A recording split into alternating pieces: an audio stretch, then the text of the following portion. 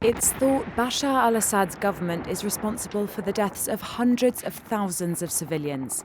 His regime is the biggest killer of women and children in the war that's raged on for 9 years. However, it's often difficult to find the proof. New recordings leaked to the Telegraph show how the Syrian president's forces are deliberately targeting civilians. The recordings reveal soldiers from the Army's Division 25 spot several women returning to their homes to recover their belongings.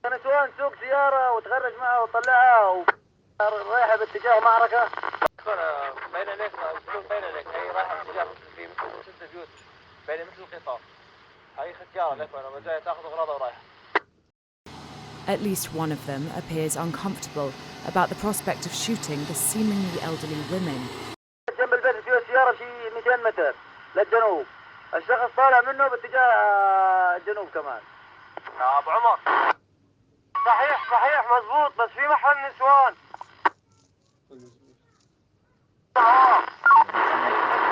But ultimately, it's clear the troops have no qualms about targeting unarmed civilians off the battlefield.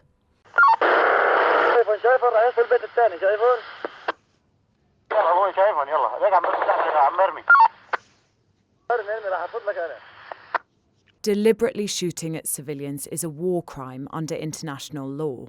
It's this kind of targeting of civilians that's forcing them to flee en masse away from regime forces. The Syrian government's offensive on western Aleppo and eastern Idlib has forced over 1 million people to flee their homes for safety. And there are now over 3.6 million people trapped on Syria's border with Turkey. And Turkey, already hosting more than 3 million Syrian refugees, doesn't want to open its border to any more. The UN this week warned if nothing changes, the trajectory we're on is the world's biggest humanitarian horror story of the 21st century.